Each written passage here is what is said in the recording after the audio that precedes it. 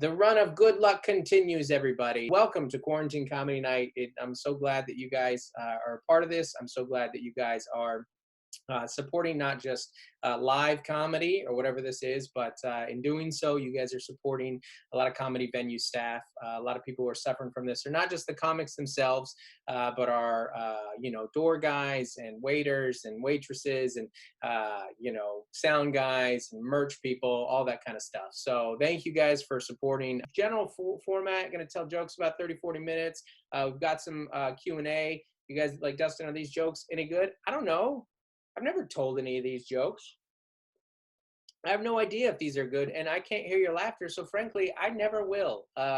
Some people have kind of like expressed a concern, like, hey, is it going to be kind of awkward? Because I can't interact with you guys or I can't hear you laugh. And a couple thoughts on that as we get started. One, I used to rollerblade, so I consider myself kind of an expert at awkward. Just a general people feeling uncomfortable around me and my activities. As a former rollerblader, I get that. I feel comfortable here. Also, with the laughs thing, not being able to hear your laughs. I don't know if you've ever been to a Dustin Nickerson comedy show, but there's a lot of times when nobody's laughing. So it feels right at home. It's great to be right in the pocket right here. Maybe you laughed, maybe you didn't. I don't know. But before I actually get into some of it, I did want to, I know this might not be the right tone for what we're doing here, but I wanted to start off with an apology. Again,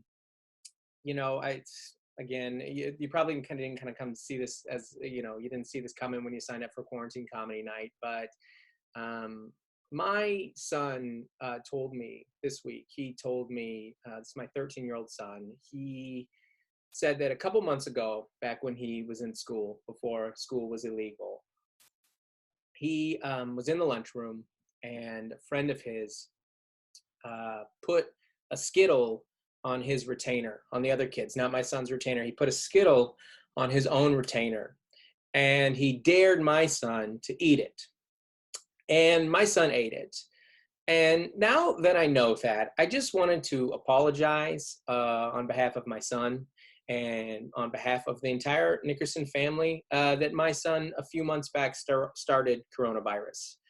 That's our bad. I'm sorry. I didn't know. It's 100% on us. A lot of people thought it was a bat in China. No, it is a middle schooler in San Diego's fault. Our bad on that one. We will deal with that as we need to. He has been locked in his room, just like all of us, as a matter of fact. So it's crazy to think about, all of our worlds have been changed in a lot of ways. And it's interesting to think about how much life has changed in a couple months. For example, just a few months ago, we were all paying for escape rooms. Yeah. Ends up, we all live in an escape room, and we now have government mandated escape rooms, depending which state you live in. It's crazy that I don't see that industry surviving this. A few months ago, we were all complaining that The Irishman, that movie, was too long, and now I think we're all hoping for a longer sequel. I would love. We've watched. Nobody's complaining about the extra scenes in the third Lord of the Rings at this point. A few months ago, nobody knew who their governor was. Yeah. You guys, all it took was a global pandemic for everyone to get involved in local politics. That's all that took. And now we're all just sitting here a couple months later, just sitting here in our houses, wishing that Marie Kondo wouldn't have told us to get rid of all that stuff.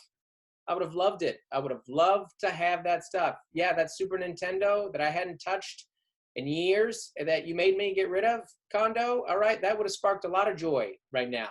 I would love to have that thing. So things have changed, but there are also a lot of things that haven't changed. At least I can say it personally and kind of globally, there's things that haven't changed.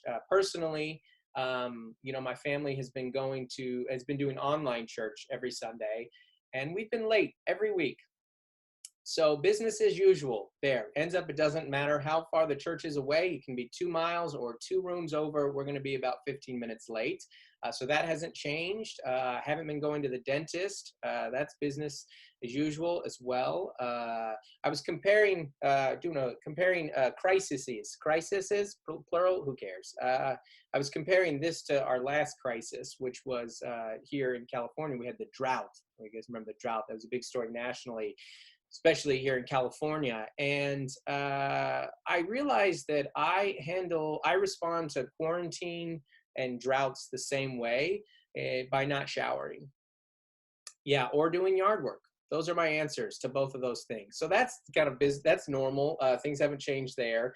They're like, I don't know if you guys have these stories that come out like about where there's other natural disasters happening. Like there's been earthquakes and those storms in Tennessee. It just feels like a little much from Earth. Maybe a little much. It feels like, Mother Earth sent us to our room, and now it's like already given us like a spanking and sent us to our room, and now is coming up to give us a lecture too. We get it, Mom. We're in trouble. You've made your points. What's a murder hornet? Oh, thanks, Mom. Thanks a lot. You've made your point. So there's this other stuff that just happens, but now under like the filter coronavirus and everything, it just feels a little different. Oh, by the way, I forgot to say this in housekeeping. If you guys are getting like some bad background noise, or feedback, that could be one of two things. One, you might have two screens like too close to one another, or it's just my children yelling in the back. Honestly, it's definitely my children yelling in the back.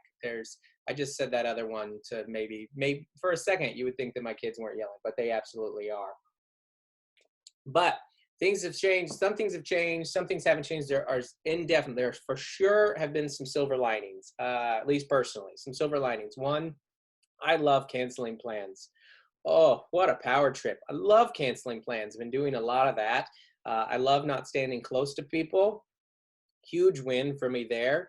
I feel like personally I've been improving. I have not been texting and driving as much. I mean, granted, I haven't been driving in general, but that still applies. I have not been yelling at my kids in public nearly as much.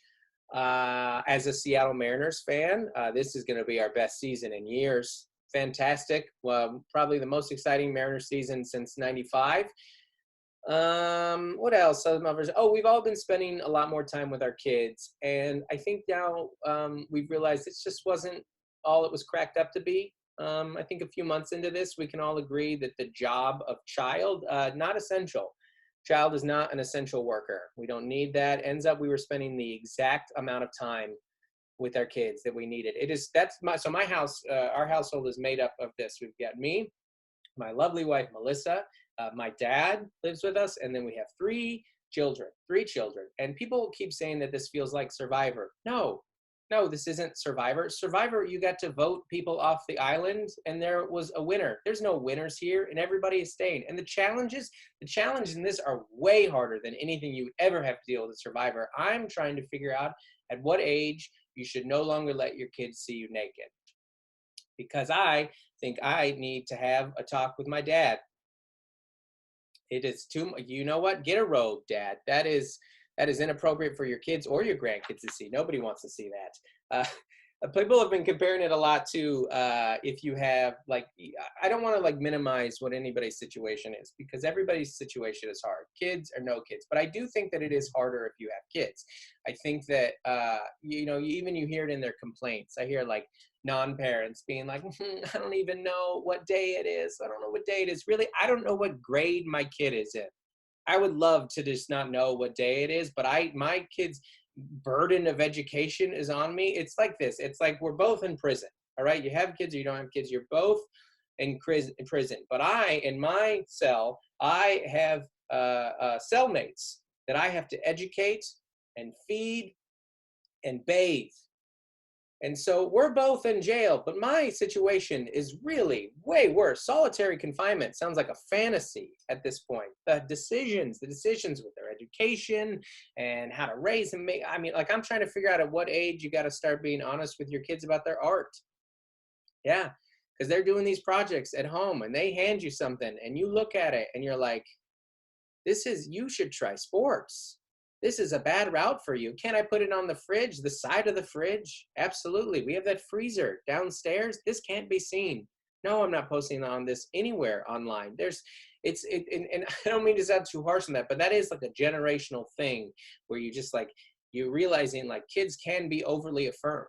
right? I mean, there's got to be a balance, right, of affirming but not overly affirming. You see, there's some arrogance in this next generation of kids. You see it a lot in the athletes in their sports shirts, like the Nike. And that's from the guy who has a pizza shirt on, like the Nike shirts. You know, never miss a shot, break your ankles, above the rim. Above the rim, you're 3'7".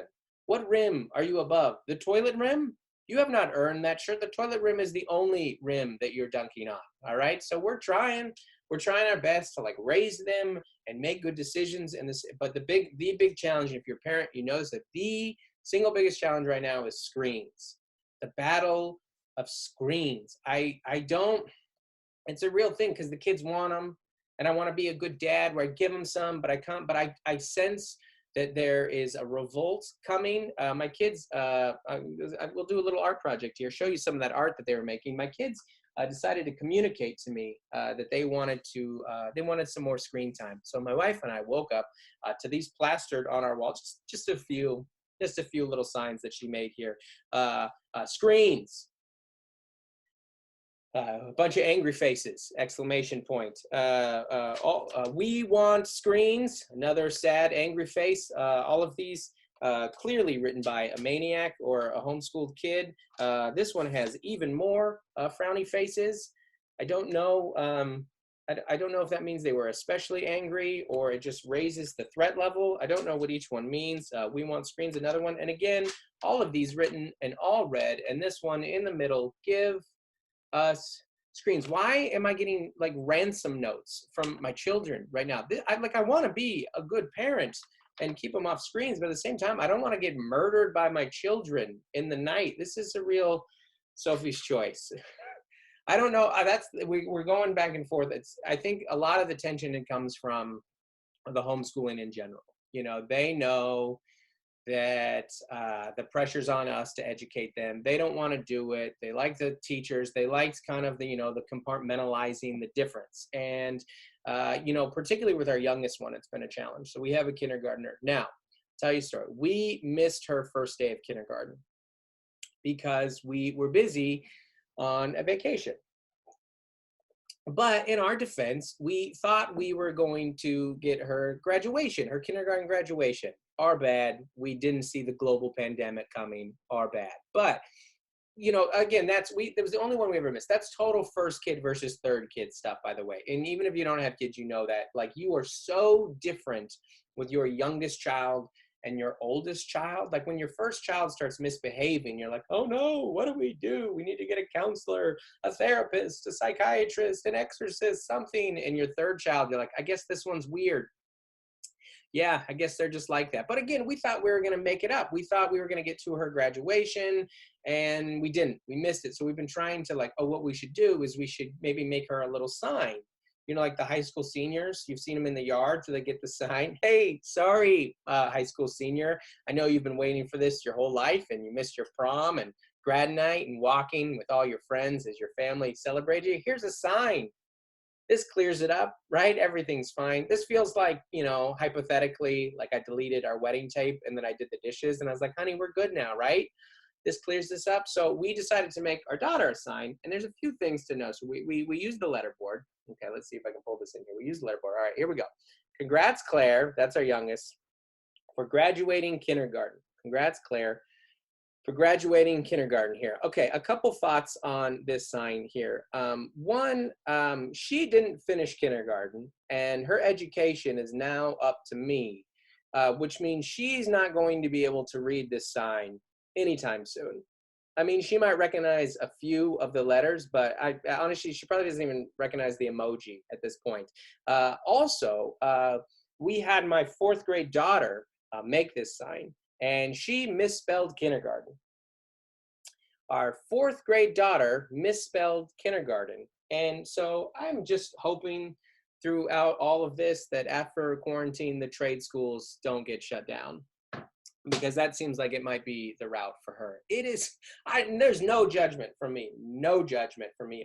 When everyone is around the table doing homework, the 3 kids and me, I am clearly the weak link. Clearly, it is amazing the amount of things that I do not know. My son asked me what an integer was. My middle school son asked me what an integer was, and I told him it was the color Like when blue and purple mix, I was like, integer, like it's the color, the one in the rainbow. I thought I mixed it up with indigo, integer and indigo. I didn't get the question wrong. I got the subject wrong.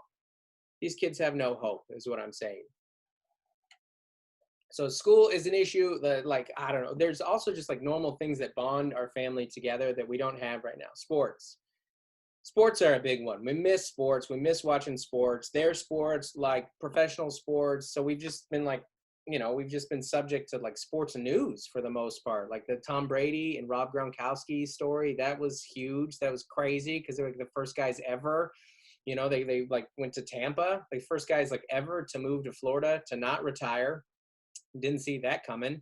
We did get a couple live sports back today, this Sunday. It was interesting. The golf is back, which is, listen, I golf. I follow it a little. But having golf as the first sport back on TV, it's kind of like when you would tell your mom that you were hungry and she would offer you a banana. You're like, okay, I'm not that hungry. I'm not that desperate. All right, let's be reasonable here. Also, NASCAR is back. NASCAR being back, like culturally, kind of makes some sense, right? And I don't mind NASCAR. I grew up watching it with my dad. And the only thing to me that has ever not made sense about NASCAR is that they made left turns. NASCAR making left turns, because I think that's the only part of NASCAR that doesn't lean right. Oh man, that's a wonderful joke. I would have loved to hear your laughter on that one. I don't know if you guys watched it today, but they started the NASCAR event. It was in Darlington. They had no fans. It was kind of eerie. It was like no fans. And they're talking about that, like this return to sports would have zero fans, like play the games, but zero fans. And when the LA Chargers heard about that, they're like, yep, totally fine. Totally fine. That affects us in no way whatsoever, actually, which is very similar to like a lot of comedy clubs right now are talking about how they're going to open, but at 25% capacity. And when I heard that, I was like, totally fine. Absolutely, totally fine. Not an issue whatsoever. I can sell 500 tickets to a Zoom show if the whole world is coming. Other than that, 25% in Tacoma, Denver, that shouldn't be a problem for me. I will say this, is thinking about our life and how things have changed. One thing not currently at 25% capacity is my stomach. Eaten a lot, trying to be a little more optimistic, and been referring to my weight gain as blossoming. I feel like I'm like a flower that's blossoming here in spring, and I'm just thankful that my wife didn't get rid of her maternity clothes. That extra stretch, really helpful right now. I've been learning a lot about taste because, you got to focus a lot on your food. Namely, I've been noticing that my feelings taste a lot like carbs. I've been eating a lot of cheese bagels, or as I refer to them, anxiety rolls.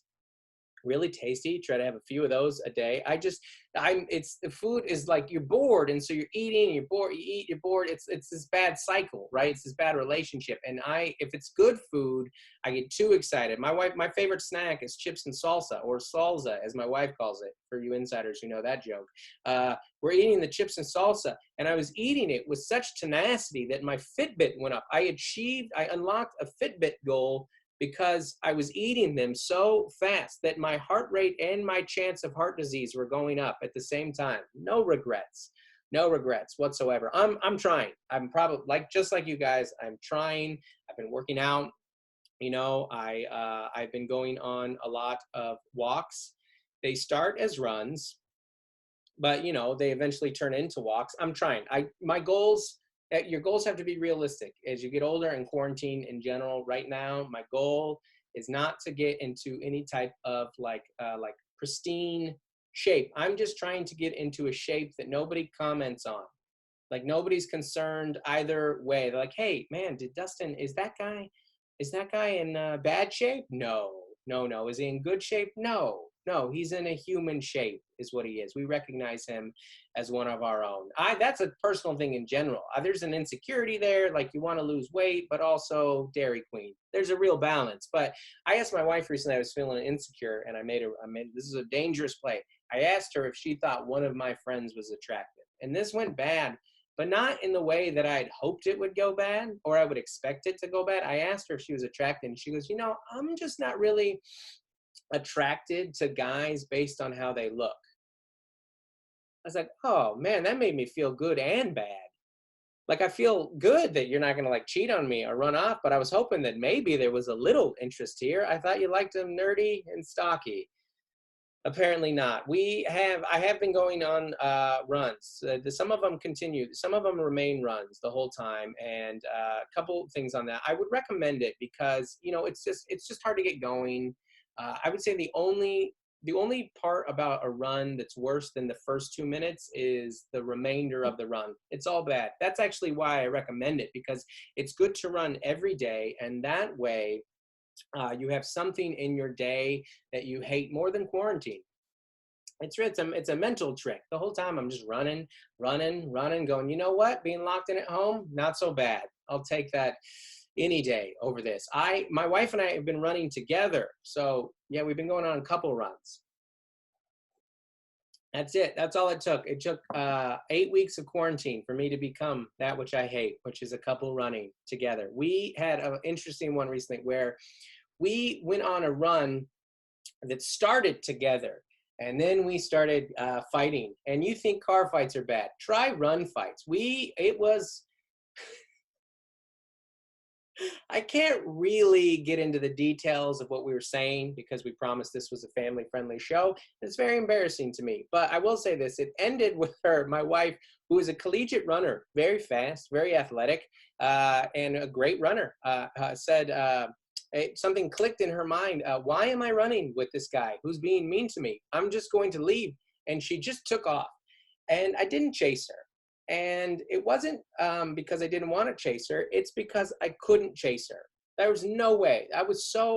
She had grown sick and tired of me. I was just tired. I was just normal tired. Honestly, I was thankful she left because I needed to catch my breath. If we start running together and the run that gets too hard, again, I'm just going to insult her. Again, keep it, could you go elsewhere? I am going to hyperventilate right now. We're honestly, we're trying. Well, that's the thing. We're running. We're trying these things. I'm trying to keep a schedule. Some of you guys may have seen this. I posted this on Instagram, just a daily quarantine schedule that we've been trying to keep. This is a personal one right here.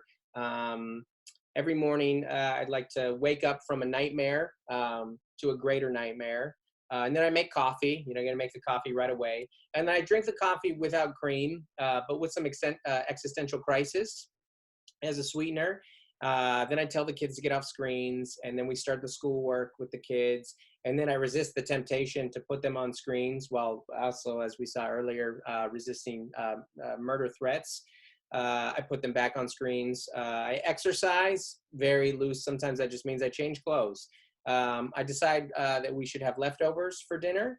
And then I remember there are no leftovers. And then we make dinner. This is very much when I make dinner. Those are two. Make dinner. That means assemble PB&Js. That's making dinner. Usually around then I have a cry. At first I was like, why am I crying? There's no need to answer that question anymore. In these crying times, by the way, in these trying times, it's so funny. Now more than ever, guys, we need to stop saying now more than ever. That is hack. After the cry, I regret using tissues for tears because there's a shortage. I wonder if I showered. This is usually sometime in the evening, and then I remember it didn't matter if I showered. Ends up, I like my food like I like myself in quarantine. Greasy. Put kids to bed. Watch Tiger King, and then I would feel better about my current condition. I don't know if you had a chance to watch Tiger King. That made me feel real good about how I am as a person. I check news one more time before I go to bed, and then I continue to nightmares. What I'm saying, guys, it's important to keep a schedule. Use that if you think it would be helpful. It's the day in, the day out. There's monotony for sure, but there are outings. My big outing is that there's been some role change. I'm in charge of the grocery shopping. I've been doing all the grocery shopping for our family, which at first was kind of like an honor. Like I was like, I'm like the mule, like I'll go get everything. I'll go get the necessary things that we need. And then I realized that the family had just voted me most expendable. Hey, of the people that we are least concerned about getting coronavirus, let's send Dad out here. And I'm so bad at grocery shopping. I haven't done it. My wife has always done the grocery shopping We've been married for a long time. We got married when I was 19. We've been married almost 16 years.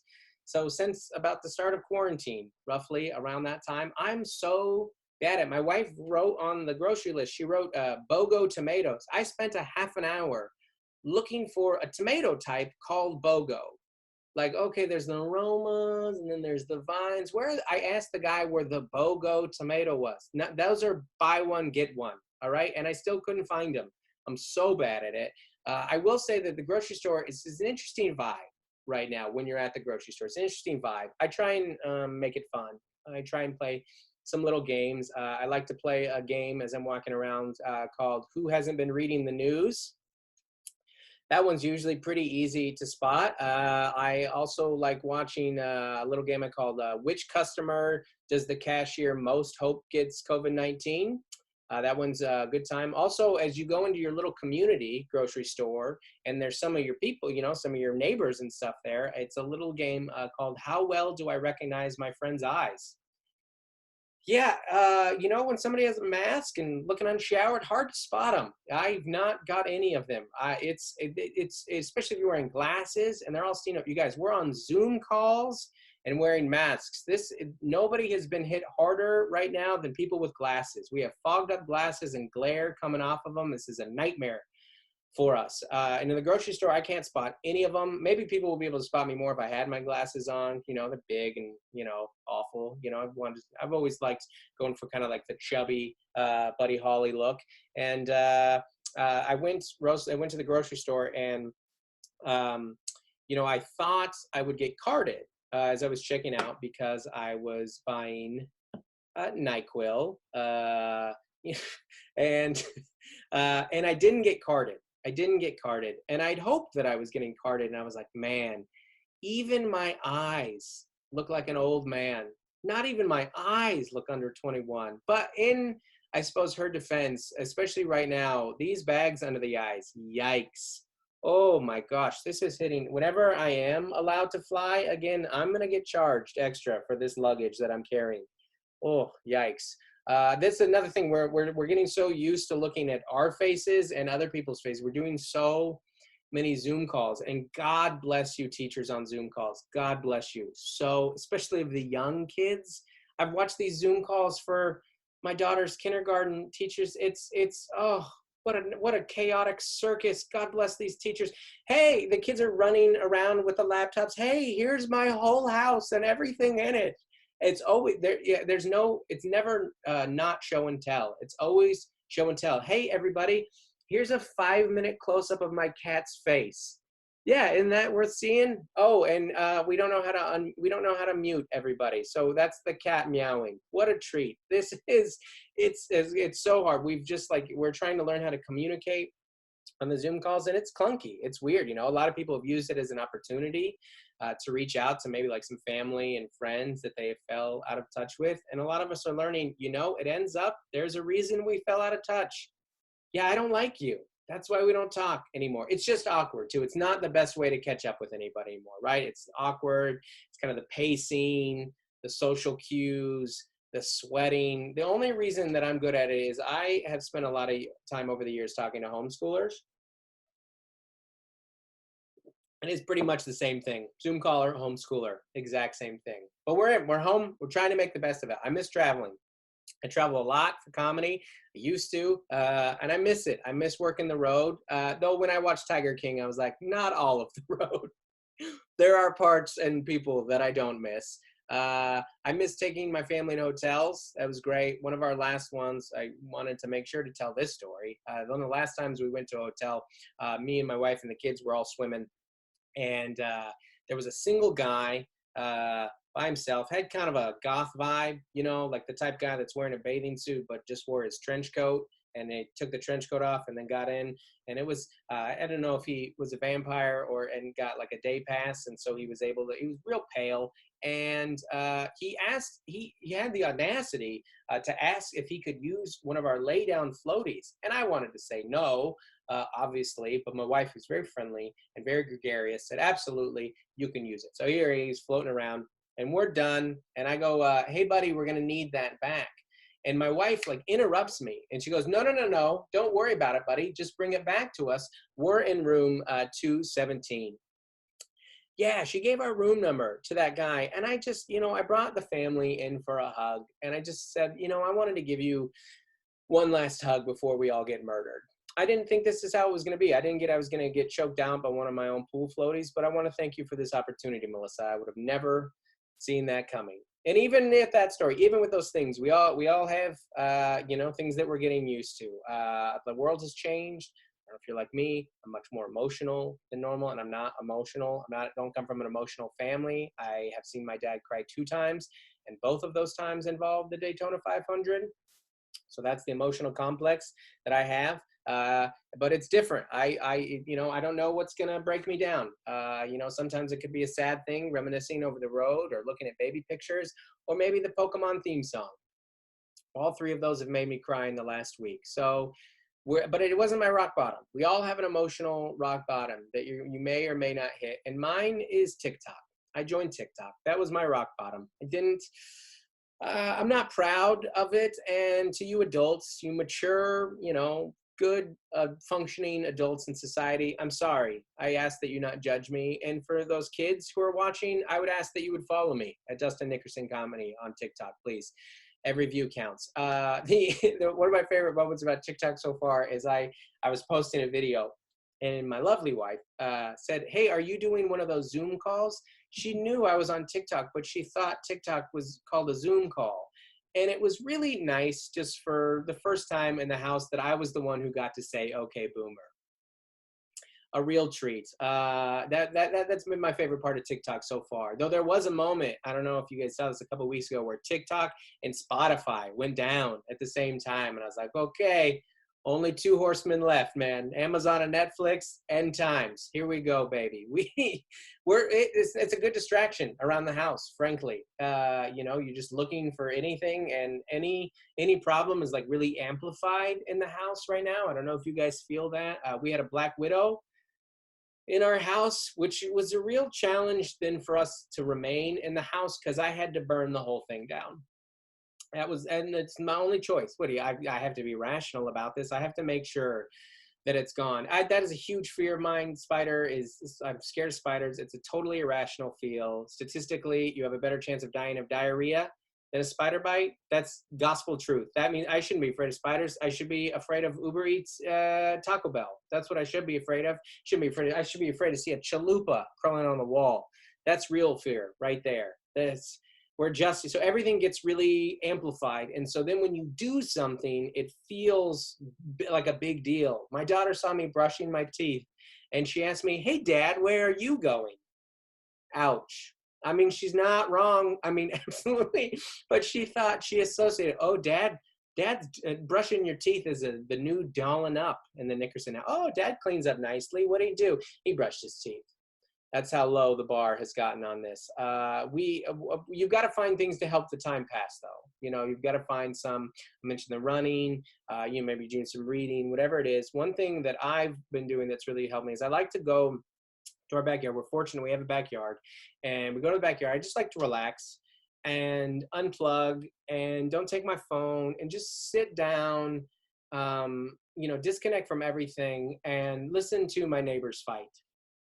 Really a treat. Like Tiger King, makes me feel a lot better about myself. It'll pass the time. It's pretty entertaining. And I listened to him last time and I thought to myself, this is a good fight. And for your sake, I am glad you're not on a run. Ends up that would make it a lot worse. It is hard to be married right now. My wife, at the beginning of this, my wife's love language, quality time, not anymore. No, ends up that is a credit card that can be maxed out. What I miss right now probably the most is attending my kids' sporting events. I love watching my kids' sporting events. And the only thing that I like watching more than my kid at the game are watching the kids that are there against their will. There is a kid on my son's basketball named TJ. TJ does not sit on the bench. TJ lays on the bench. And whenever they call his number, it is a big dramatic scene. He flops onto the ground, rolls out to center court, flips off his parents. I love TJ. All right. I can't get enough of this kid. Every time he's the game, I'm like, yeah, TJ, TJ. I have a foam finger. It's just the middle finger. I love TJ. All right. It's because he's a wild card. I don't know what's going to happen when he's in the game. I have seen a million kids make or miss a basket. I have seen one kid bite a ref. All right, that is some Saturday morning entertainment right there. At the end of last season, his best moment. They tried to have the viral YouTube moment where the kid who's not very good gets his first basket of the season. They put him in. Everybody knows what's happened. The court spreads out. All right, everybody's starting to cheer. Everybody got the phone out. They're cheering. Everybody's going nuts. The defense clears. He catches it. Clock's going down. 5, 4, 3. This psychopath does not shoot the basketball. He licks the basketball, and then he kicks it into the stands. He kicks it into, I'm dying. This is the best moment of my life. I've never been more entertained in history of entertainment than this. I'm dying. And then he kicks his, and then he turns and looks at us like that scene from Gladiator. Like, are you not entertained? Is this not why you're here? It's like, this is why I'm here, TJ. All right, my kid's not even playing today. So everybody, God bless you for watching this, and God bless TJ, wherever you are right now. I don't know if it was you that started coronavirus. I think it was my son, but wherever you are, I hope you're okay, buddy, because when all this is over, I need to see you back on the courts.